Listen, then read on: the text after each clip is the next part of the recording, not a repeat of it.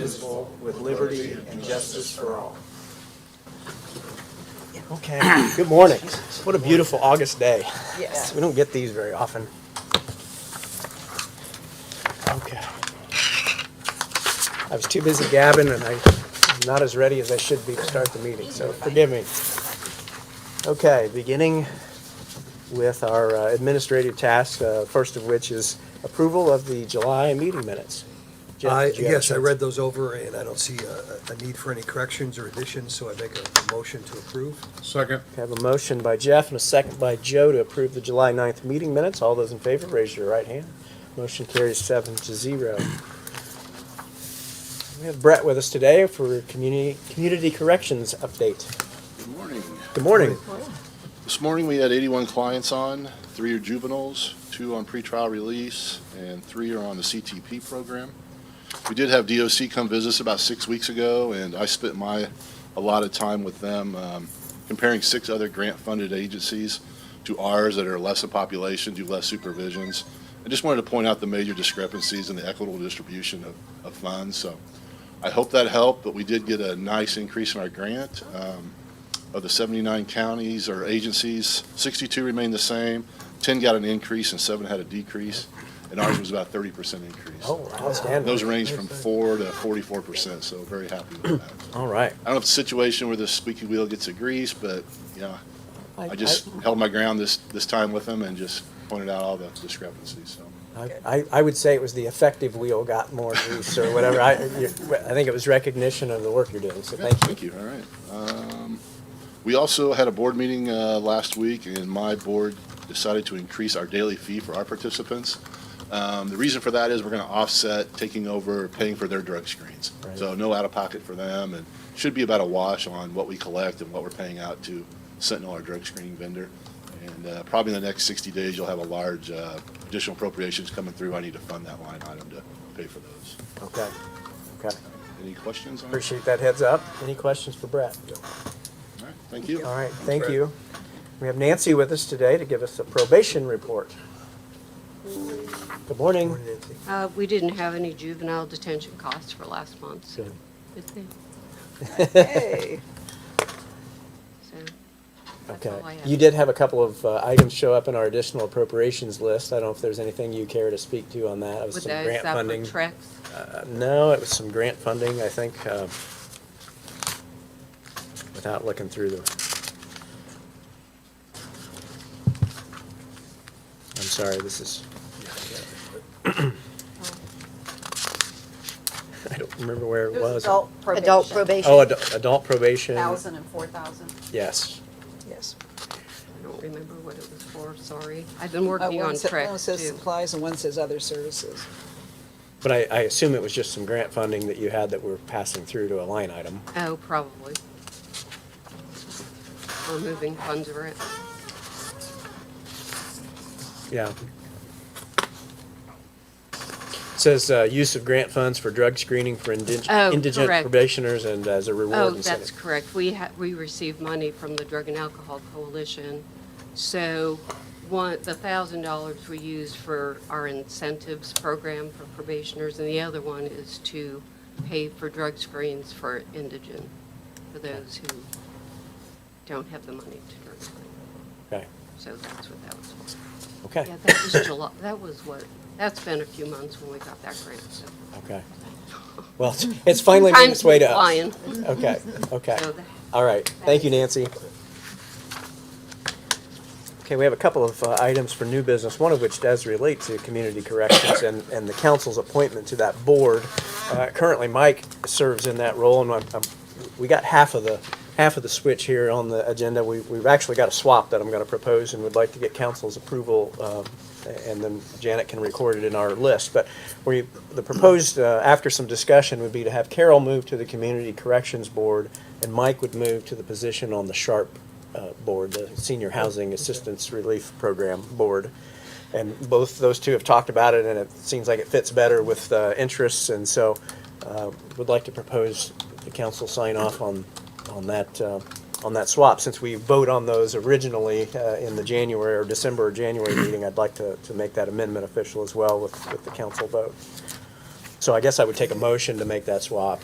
I would make a motion to swap Carol with Mike. Second. Okay, that's swapping Carol and Mike on community corrections and the Sharp board. So Janet, if you'll update that list so that we have it in place for the next Okay. time that comes up. So I had a motion by Jeff, and I think, was it Joe that had the second? All those in favor, raise your right hand. Motion carries. Should we vote? Yeah, I think that's okay. 7-0, because you're each voting on the other as well, so.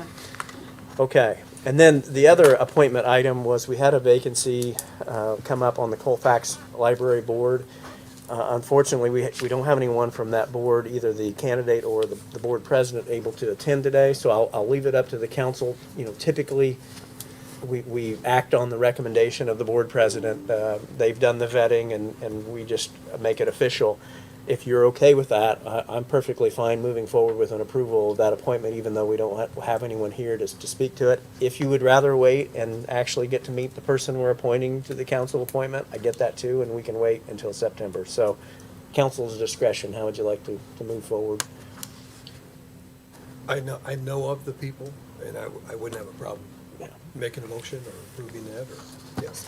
Yeah, okay, let's, I thought that way too, that it was okay to go ahead. I don't want to disrupt the business of the library board for any reason. So with that being said, if anyone would care to make that motion, I'll make that motion. okay, I have a motion by Second. Todd to approve Laura Woodard replacing Dan Tate on the Colfax Library Board. We had Mike with the second. All those in favor, raise your right hand. Motion carries 7-0. Okay, last item of new business you had in your packet. Let me get mine open. We started to get the new information from the state related to the revenue side of our budget for 2025.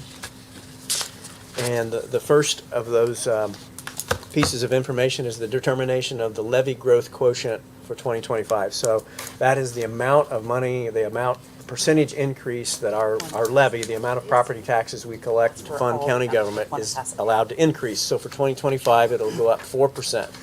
And that is the statutory maximum for this year, because the General Assembly did put a cap at 4% for 24 and 25. So that means it likely would have been higher, but it reached the cap and maxed out there. Sure you have any paper left? This would be for all the districts. Yeah, we'll get to that in just a second. We'll finish working through the county's numbers here.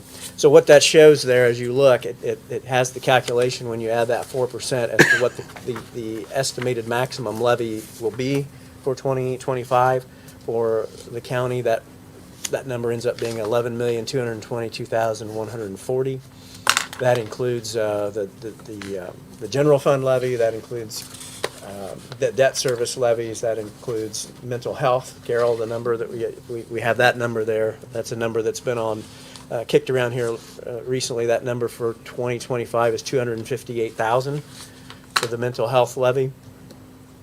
Cume Cap development was $284,000. Those are all incorporated into that overall number of $11,222,000.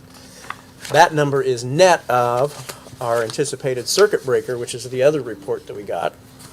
So we have a tax base, we have a tax rate that calculates out to tax bills for individual taxpayers, but if those taxpayers are over the cap, we only collect up to the cap, and the amount that we don't collect, that is our circuit breaker amount, and that number is projected to be just under $1 million for 2025. Sorry. Which is up slightly from the 927,000, if I read this correctly. Property tax cap loss for 2024 was 927,331. DLGF estimate for 2025, 1 million. So up slightly. And we had the big jump last year because we added the debt service levy. So we've leveled out after that adjustment. And then finally, there was a page, the last page that has the countywide totals, and that actually breaks out that expected circuit breaker loss to the sub-funds within the county's funds. So you have the general fund, the reassessment fund, the Cume Courthouse, Cume Cap Development, local road and street, Cume Bridge, health. I think that's all of them, but it breaks out how that's divided out. And obviously, it's prorated based on the levy, the amount of money that fund brings in. So that's for your review, and that will be, I would keep this handy. I'd start a budget folder. We'll get the budget request, but this will be part of what we'll use for our revenue side, our revenue estimates to match up against the budget request. The next big piece that we have coming our way will be the estimate of the income tax revenues. So now we know one piece, we know the property tax side. Next will be the income side. Then we can make some projections on fee incomes and those kinds of things, and we'll kind of be ready to rock and roll then on the budget report. But this is part of the reason we decided to wait and not have that August hearing that we've had in the past, because we only know half the revenue picture here so far. So by the time we get to the September meeting, we should know that income tax and be able to move forward. In recent years, the General Assembly, these handouts you just got, a couple of things here that the General Assembly passed legislation. Those of you, Mike, maybe it's just down to you and I now, but when the tax caps were originally put in place, the council had to do a non-binding review of the budgets of all other taxing districts in the county. And it was really frustrating from the council's perspective, because they wanted us to take the time to learn about and dive into the budget, but we couldn't do anything about what we saw. So it was a non-binding. We could send comments back saying, hey, we would recommend that you pull back on your spending to get under your levy or whatever, but it was not binding, and the town could do whatever they wanted, and the council felt very uncomfortable because we don't know the intricacies of a budget the way Mary would have known Kirkland's budget, for instance. And so we were very general and vague in any comments that we gave back. Well, eventually that law got repealed because of that non-binding nature, but there's sort of a remnant of that thought process in that the county council is still asked to review the levies and the circuit breakers for the other taxing districts. It doesn't say what we do with that review, but it does say that we are to review, and it will show in our meeting minutes that we reviewed, and then those meeting minutes would, with any comments that we would care to make about a particular budget, would be forwarded to those other taxing districts. So what Britt printed out and handed to you here this morning are those maximum levies for all the other taxing districts in the county, as well as a review of what the circuit breakers, just like we talked about for the county, there's those same numbers for every other district. And so we have those numbers. We don't know what those districts intend to spend. We don't know if they have what their income tax revenue is going to be. We don't know to the extent that the town would get a share of a local income tax. We don't know if they have any other local non-tax income. So we have a very incomplete picture. When we did this review last year, we more or less had a vote that we'd received the information. That our advice to the other budgeting authorities is to budget as conservatively and as appropriately as you can for your revenue and expense situation, and passed it on to them to do their work and their due diligence. So unless anybody sees anything here that really jumps out that you'd care to question or make a comment about, I feel like that's probably the way we should handle it again. We have such an incomplete picture and no knowledge at all for the goals of these other taxing districts that it's very difficult for me to feel like we make any comment.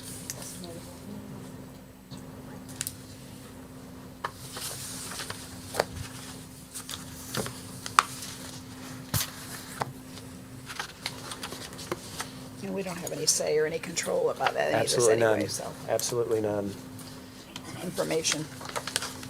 So what I guess I would like the minutes to reflect was that the auditor did, as required by state law, provide us with the information regarding the maximum levies and the circuit breaker impact for the other taxing districts. The council has received that and has no comment back to those taxing districts other than to encourage them to be frugal in their budgeting or something like that. But, You want that? oops, I'm sorry. You want a motion? Yes.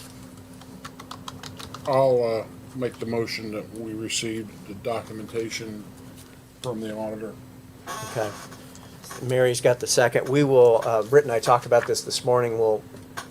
The key point is going to be how we word this in the minutes, because the law requires us to send the meeting minutes to I think we can either send a letter or we can send a copy of the meeting minutes, so we'll craft exactly how we want that to read. But the intent of it is that we've received these reports, we've reviewed them, we have no comment. Is the motion by Joe and the second by Mary. Does anybody have any discussion on that before we move on? Okay, all those in favor, raise your right hand. Motion carries 7-0.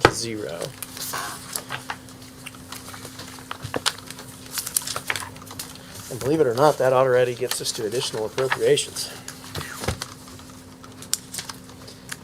Enjoy this light meeting today, because next month you're gonna pay for it. Let me get my additionals out.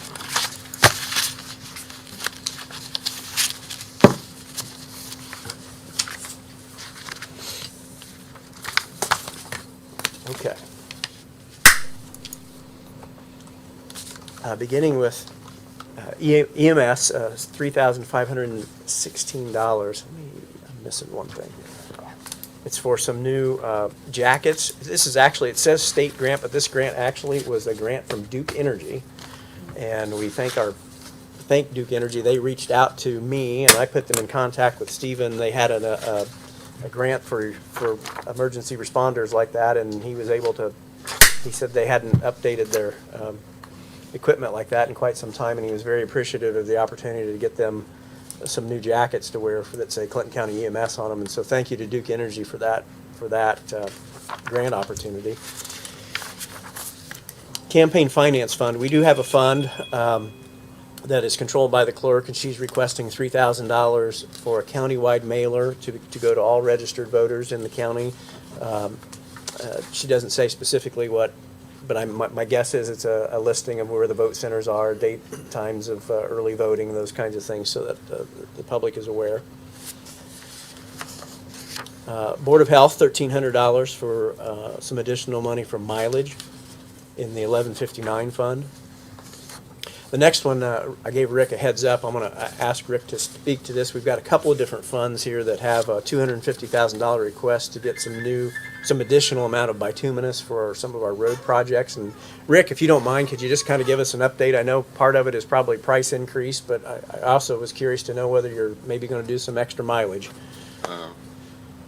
We're making pug mix right now, and it's making 7,000 ton. I was going to make 8,000. We decided to go ahead and make 7,000. But anyway, that's going to cost us about $300,000 for the pug mix, and the rest of the money would just go to hauling stone for on rainy days or something like that. Was this over and above what we had budgeted, or is this? Yeah, I spent a little more on chip sealing than I did last year, and I converted some gravel roads over, and that cost 3 times as much as just doing a. And that's what I wanted to make sure we got said, was that the reason that we're appropriating some more money is that we converted some more gravel roads on Yeah. chip seal, so we used up some of that money for that, and I just wanted to be clear. I wanted Rick to make sure he got the credit for, continuing to move us forward on converting some gravel roads via the chip seal process. So Stone did cost us more this year, just simply because we couldn't get it. There was two places that we get stone from, and they didn't have any. I don't know. They didn't prepare very well, so I had to buy some from Michigan Town. I didn't like doing that, but that was pretty expensive. yeah, stone did go up a It lot. sure did. So we have two of those. One is $250,000 from the 1173 restricted, MVH, and then the other is from, I think it's from Wheel tax. wheel tax. So we'll get to those in due course. But this first one that comes up is the $250,000 from the highway restricted. We got a whopping restitution payment of $3.50 for damages to the jail, and so we're going to give you that money back, Rich, so you can start tackling some of those repairs with that $350. We'll have another one for next month. Mattress destroyed, so Okay. $200 a mattress, I do believe. Okay. Here's the adult probation, $1,000 for the listed as office supplies, and $4,000 for the drug testing that Nancy spoke to a moment ago. We've got a couple of drain maintenance reimbursements from our neighbors in Boone County, $39.52 from the Frank Powell drain, and $1,389.45 from the McClamrock drain. That's the portion of the drain that actually physically resides in Boone County, but which we administer out of this office. Sheriff's sale administration for sheriff's sale cost, the cost of putting on the sheriff's sale. We have a vendor that does that for us, and the vendor cost is $5,000. We appropriate that as sheriff's sales occur, and we incur that cost. Commissioners, this is actually a reimbursement of overpayment for liability insurance. $2,865. We're putting that back into the liability insurance line item. And there's some documentation that follows that. I meant to ask Jordan, but he's on vacation, so I gave him a break from a pestering phone call as to why we got that reimbursement, but we did. So, Surveyor's office, again, from the user fee fund, $1,564.65, a reimbursement for some professional services. As I've explained before, oftentimes a project that needs to have a permitting approval for drainage, the county's engineer will review those costs, submit the bill to the county forwards the bill on to the applicant, and the applicant reimburses the county, so we're putting that money back for the surveyor's use. Health Department Travel Immunization Fund, $10,000.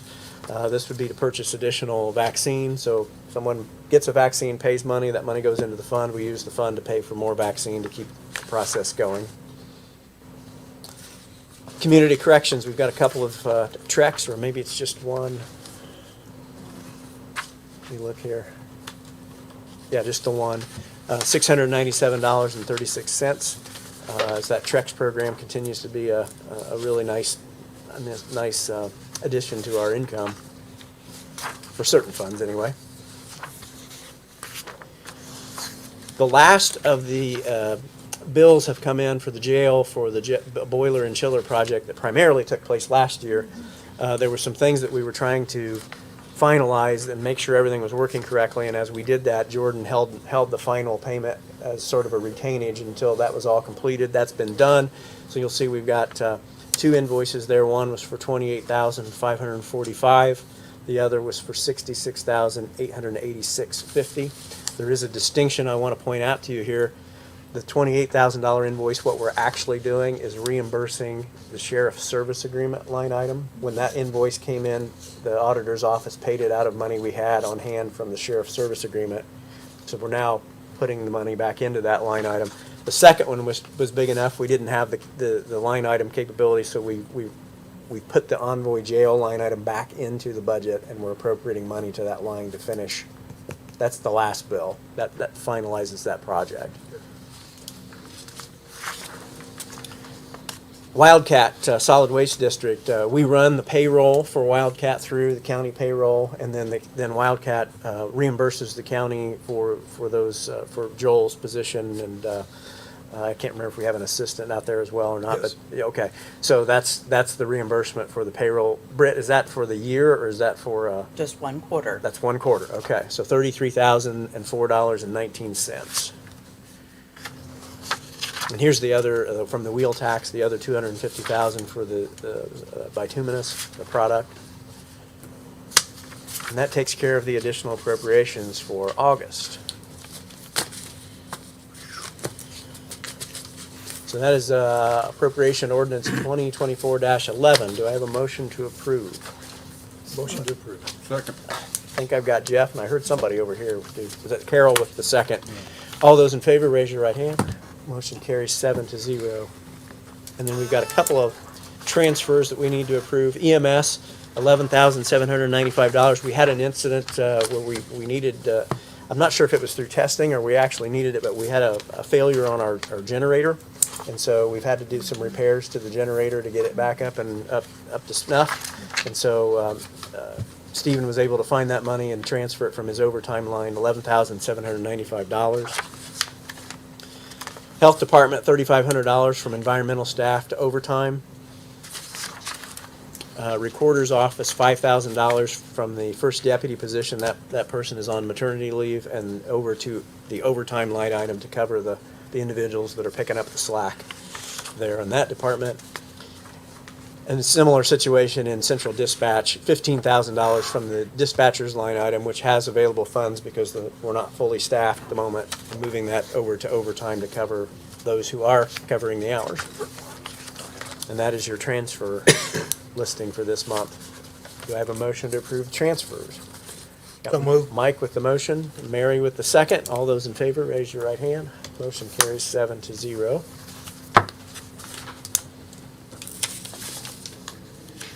You had in the Google Drive and in your packets the financial and budget status statements through the end of July. So as we do, I'd like to reflect in the minutes that we received that information from the auditor. They have been received. Okay, as a motion? That's my second. motion. That's a motion, so I had a motion from Jeff, a second from Todd. All those in favor, raise your right hand. Motion carries 7-0. I'm sorry, let me catch up on signatures here real quick. Pass that to you.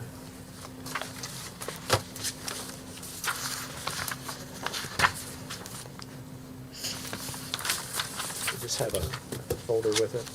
No, it didn't. There's just two of them there together, Alan. Oh, okay, they both go They in this had them one? both in the Okay, same one. okay.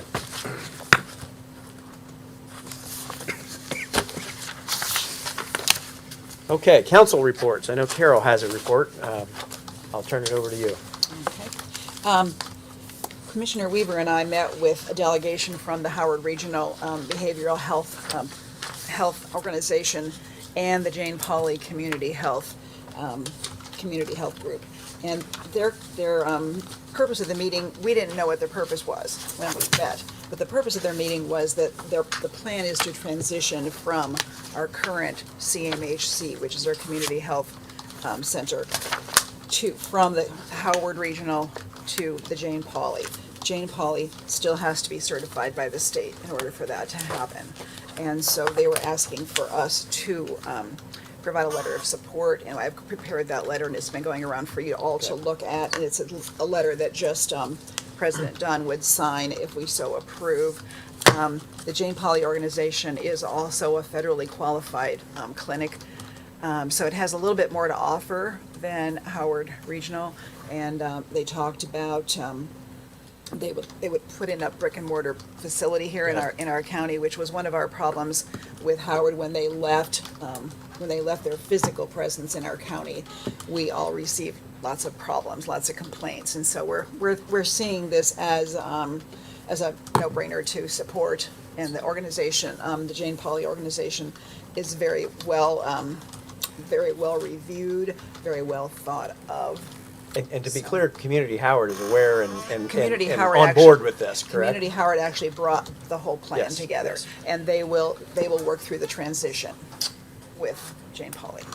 So I felt uncomfortable, given that as much as we've talked about this issue in recent months, I felt uncomfortable just signing the letter without having brought it all to you and everybody being aware of a plan that would actually switch this vendor to, it would solve the issue of brick and mortar, it would get us, it would address a lot of the issues that we've had. So I wanted Carol to bring that to you, and I wanted the council to feel comfortable with our support of that change, and that way I knew when I signed this, I was truly signing on behalf of the council. So, I think a lot of people, a lot of our department heads work with our CMHC and have shared with us their frustrations. And I know Nancy may have something to add to this as to her feelings about this, if you want other people. yeah, anybody up, Bert or Nancy, Sheriff, Brett, anybody that cares to say anything about? Yeah, it's still important to brick and mortar. I mean, in the past years, we have someone in our office in crisis, we would walk them to the brick and mortar, and they would take care of them. Right now, we have no place to take them, no one to refer them to, so it's so important. We need a Yeah, place right, for yeah. birds. We just need a place for them to go and feel safe. And we don't have that right now. Thank you. Thank you for all the work. Is there an ability to meet with some representatives from Jane Pauley?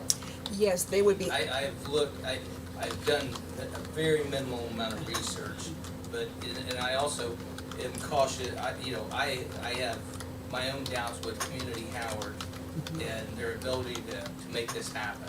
okay. I still have reservations. We've dealt with not having any services for so long now that, yeah, I hope it, and I want the best. And brick and mortar and everything else, we watched one building go up, what facilities would be rented or purchased or where they're building. I mean, there's a lot there, but I hope that they do truly follow through and put something here in an extreme quickness, because like I say, when the folks leave the jail, they're not gonna make it to Tipton. We've got people every day that we deal with, so I hope and pray that they do follow through with what they say they can provide. Yeah, I think Community Howard, they know that they can't take care of us. And I think they've been, I think they may have been told that they need to make this happen. And Jane Pauley wants to make this happen by January 1. So I'm hopeful. I'm hopeful as well. I'm hopeful as well. They do have brick and mortar places located in Alexandria, Anderson, Greenfield, and Shelbyville are some of the places they do have brick and mortar facilities. So I'm optimistic, very optimistic. And I think, Bert, do you have anything you? Well, they've been working on this for quite a while. Yes. And they were and are aware of the shortcomings that they've had here. Quite honestly. Yes. They did not have the ability to do some of the things that we needed. That you have actually gone out and reached out to this partnership. When we met with all of Howard Speed. On both our sides. Community president, Jane Polly's representation, et cetera. So they are working very hard, and I anticipate some good things coming. Some of the offers that they're going to try to come back with is needs that we have here locally. So I look forward to that part going. I mean, at this point, it's all we can do is hope that it does work.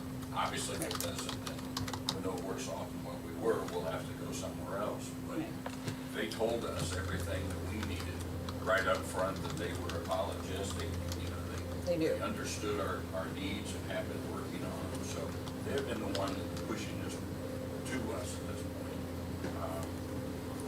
I have a good feeling about it, to be honest. They want to keep it low key because they're looking for a spot. They'd like to have a building. They even made a commitment that they may have to build something. So I think that they're putting their powers together to do so. They're trying to rush it with the letters that show Certification. their supporting of those things. And quite honestly, they call me the next week looking, where's those letters and so forth. So, you know, they're anxiously trying to put the package together to get approved on the state level and national level both. So. We've been giving them some ideas of potential locations and possible addresses and things like that. Just for the education, a federally qualified health center, Jane Pauley has that certification from the federal government. Howard Regional does not. Okay. And so that's another specification. And so they can collaborate with providers and programs to increase the access and the care of the community resources. They can receive federal grants. They have the ability to purchase prescription and non-prescription medications for outpatients at a reduced cost through the 340B drug pricing program. And so I think they also, if push came to shove, they can bring in National Health Service Corps, so bring in more physicians if needed. They have a little more status than Howard more Regional. clout, yeah. So just, I Well, mean, it's nothing but a win-win at this point. yes, exactly, Let's give them as much support as we can to get started. exactly. You know, I don't want to drop the ball on our end. Right. So I'm excited about it. Okay, thank you. So with all that being said, if you feel comfortable, I'd entertain a motion to authorize me to sign the letter of support of this change in our mental health provider. I would make a motion for you to sign the letter in support. Okay, thank you, Mary. Second. Second by Jeff. All those in favor, raise your right hand. Motion carries 7-0. Okay. So that, again, that goes back and relates to that $258,000 levy that we get to collect. That money just passes through the county and goes to that mental health provider. So we would have a change in who would receive that money if this were executed. So, And I have another little bit more of Okay. a report.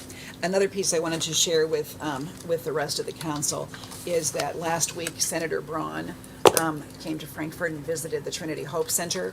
When I was in Washington DC, I invited him to come to to see what Clinton County is doing as far as the health initiatives and things we're doing. And Rodney was there, so Rodney, if you have something you want to add to this, I'd be happy to have you do that. So he came to the Trinity Hope Center, and Laura shared with him all of the programming that happens out of Healthy Communities and all the collaboration between all, everybody sitting in this room. You know, it's amazing how all the work is being done by the collaborative. And he was very, very impressed. He couldn't believe all the things that are happening. And he said he's looking for a pilot program in the state to help other counties do what we're doing. And so he's looking at that. And then there was the three-person delegation from Washington DC here as well, from the Senate side of Congress. They work on health issues, and they happen to be traveling in Indiana, visiting different organizations, and they heard that he was coming and he was going to be giving this presentation, so they came as I well. didn't know that's who that was. Yeah, and they were very impressed. They said they have heard lots of presentations, but no one is doing everything that's happening here. So they were, and of course, I forgot, Alan, you were there as well, and you may have something that you want to say about it. But I was very pleased. Well, I'll just echo that the senator seemed to be impressed, and then said, you know, if he's fortunate enough to become the next governor, that we would be hearing from him, you know, as to give some guidance on how to try to be a role model for other counties. So it was a really nice presentation. Laura did a very nice job of summarizing the many moving parts of things that we had. I think what's interesting is every time Laura makes a presentation of what Healthy Communities is doing, we all learn something we didn't know. Even if you're involved, you learn something new. So, good. Yeah, it was very well attended. I was the mayor was there, some representatives from the city council were there. We had really good. Jordan was there representing the commissioners. Mark Rodney was there for Board of Health. Mark Gendo. Mark Gendo was there. So we had really good county representation there to just, not that we all spoke. It was just showing support for the and physical evidence of the collaborative nature of how we're dealing with the issue. So yeah, it was really good. Thank you for arranging that. That's fine. Then I have one more thing, sorry. Okay. Okay, one more thing. I'm also working closely with the team on getting a new childcare facility built in the industrial park. And this has been an ongoing project for a long, long period of time. But I just wanted to just kind of tease you a bit that things are getting really, really interesting. And Mark Genda is helping us with a project, with a potential piece of land. And so I'm hoping I have something more to report to you next month. Okay. So excited about that. Anxiously await. Yeah. Any other council reports? Okay, seeing and hearing none. Commissioner reports. Bert, anything beyond what we've already discussed? A couple things. Actually, things are going smooth. We're meeting Wednesday with the state in reference to the Highway 65 and 28. It's supposed to be a final inspection done and so forth. It's working very smoothly. It's in operation, has been for quite a while, and I think they're getting ready to pull up the plugs for the most part and turn it over completely. As you may have remembered, we did put a delinquency charge on there, and they've given us the option of telling them what date we want to enforce that on, and so they realized that they're going to have to come to the table with the delinquency because it was supposed to be done about 30 days ago. So my anticipation is we're going to give them the bill for 30 days being delinquent. So, you know, I don't know if it's enough that we can all go to Florida, but at least we're getting some money back for their inability to get it done on time. So that's exciting to have that done, and Yeah. I think it's going to be a good thing. I've heard a lot of good comments. You know, everybody's afraid of the roundabouts and so forth, and several people have told me it's much nicer than those that are further down south or in Carmel because it's plenty of room. You can see it. It's easy to manipulate through. So, you know, kudos to us for getting that started at this point in time. And at the same time, I spent yesterday, along with some department heads, in reference to the solar panel. It's pretty much close to being finished also. They were struggling with maintaining and mowing and those type of things, and we went field by field pointing out where they were responsible and where they weren't. several farmers are supposedly responsible for mowing theirs, and we explained to them that, it's their responsibility, not the farmers. We're not going to go around and trying to figure out who's who. It's simply their project, and they need to maintain it. So we had a good meeting. They were very on top of it, I think. It's just a matter, it's going to take them some time to figure out how they get the pieces together and what they need. So both of those things are done. It's nice to see the project pretty completed, and Rick's already been talking to Milestone. They've re-blacktopped several of the roads. There's still some to go. One of them is County Road 50 that was really destroyed, and Milestone's trying to figure out what they need to do to get it done, but I expect it to be operational before long too. So those projects are getting close to being done. Of course, we've already started to receive income from them, and hopefully that's a continuation of many years to come, to be honest. So that's pretty much it, really. Okay, all right, great, thank you. Okay, that leaves us with the department head reports, and I know I've got one here, soil and water, here that I want to give her the ability to go first, unless you do have are you in a rush, Liz? No, we were just talking about who was going first, and you went the opposite way. Well, we don't get to see our soil and water friends very often, so. Thank you. Thank you.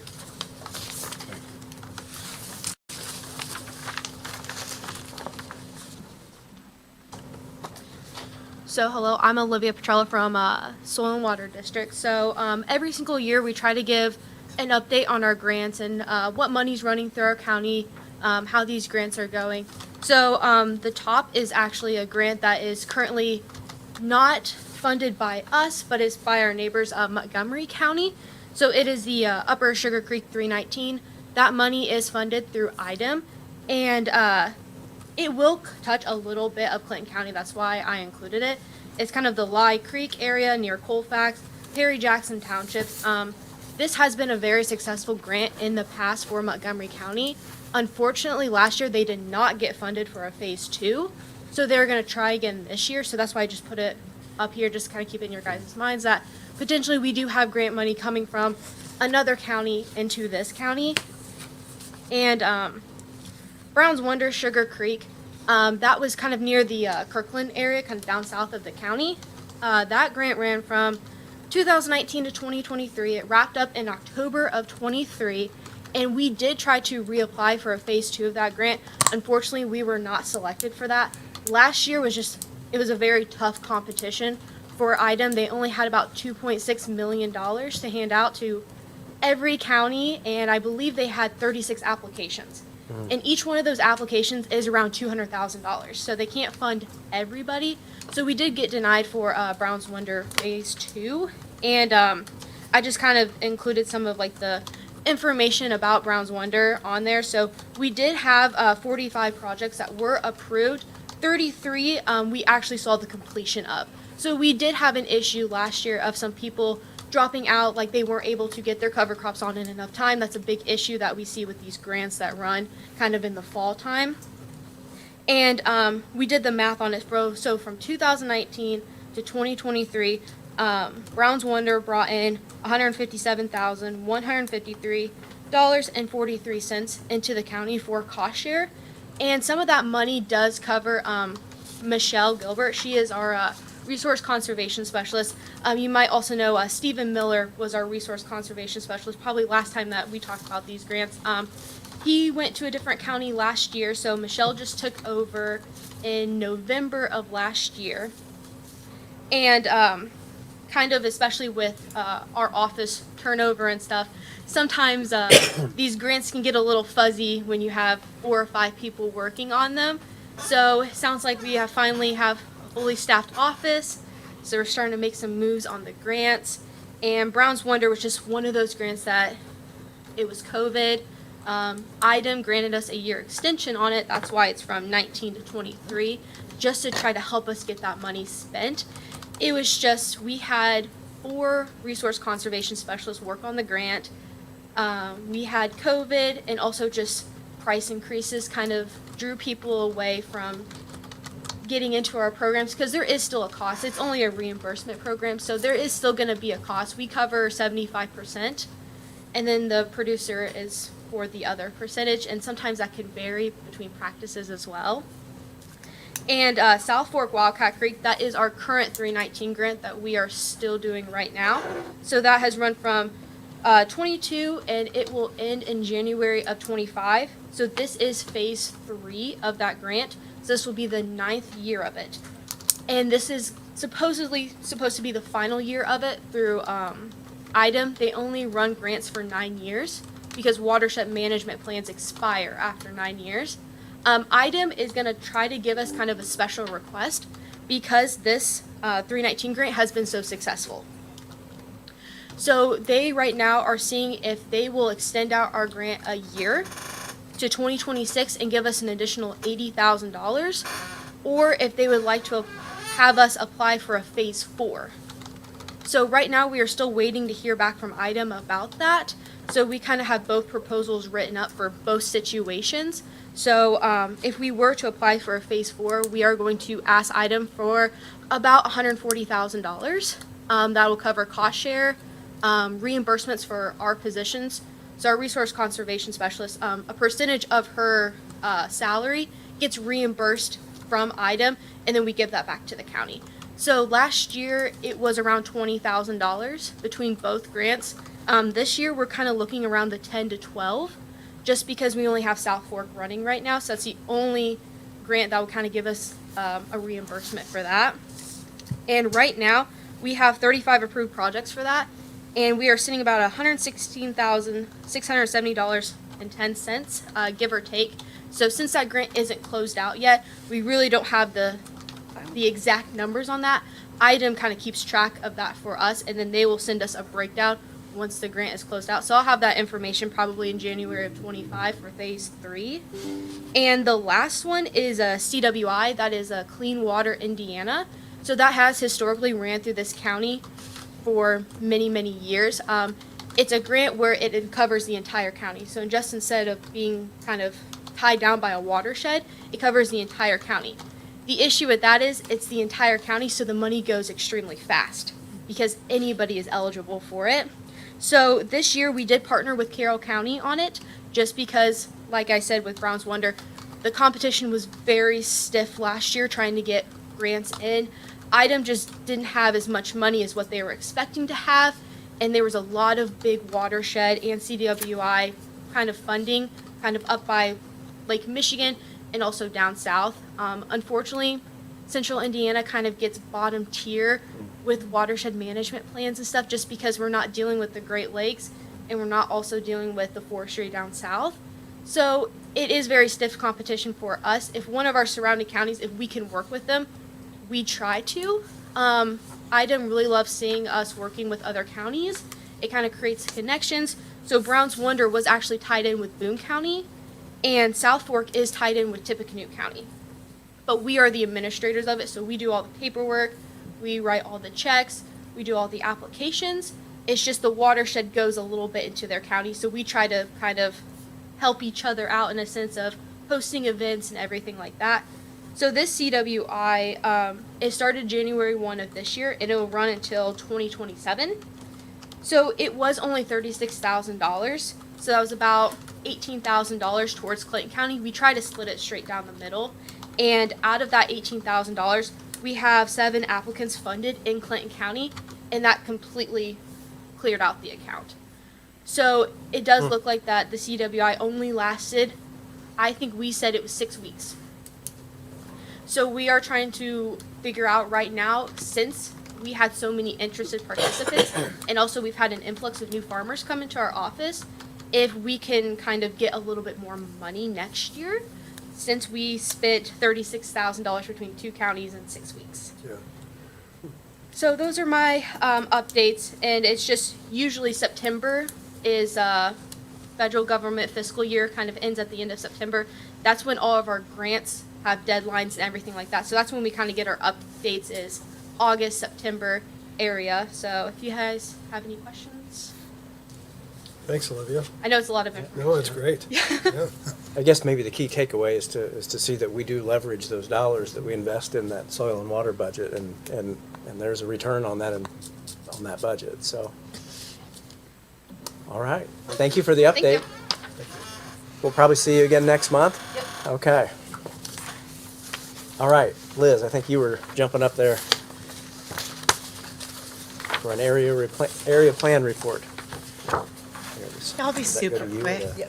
to- Mainly, I wanted to, I guess, deliver some good news. But as you're aware, you fund a portion of our budget each year towards enforcement, which is a necessary evil.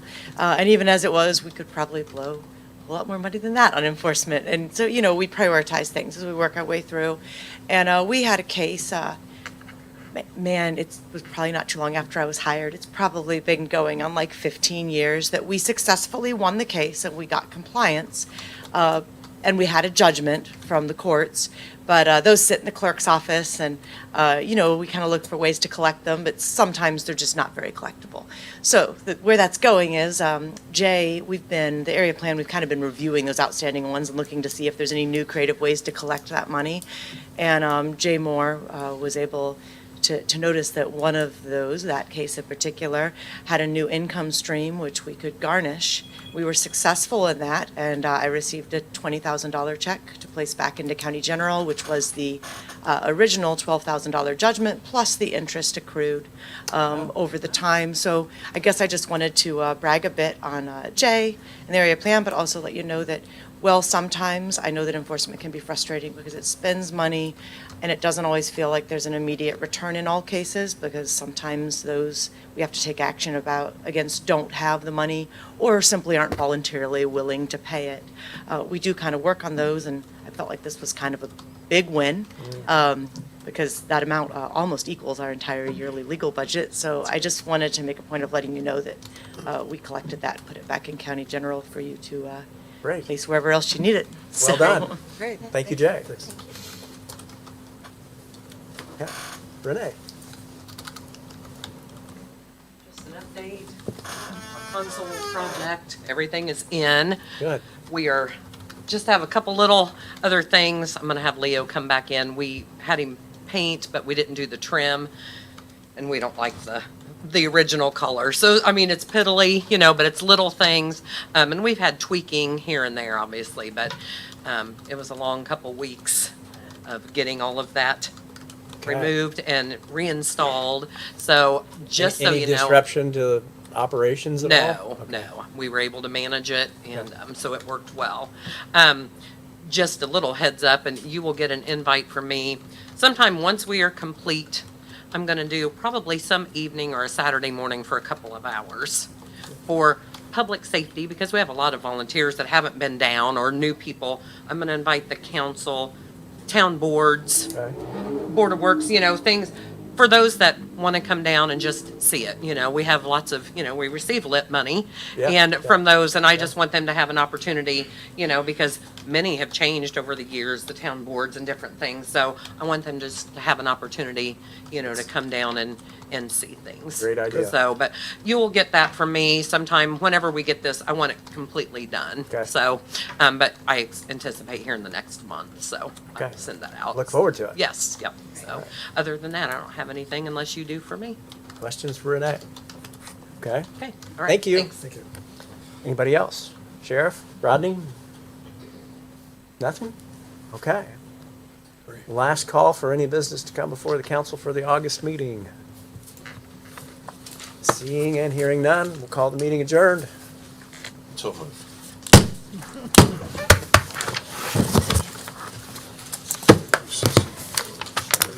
Wait. Wait.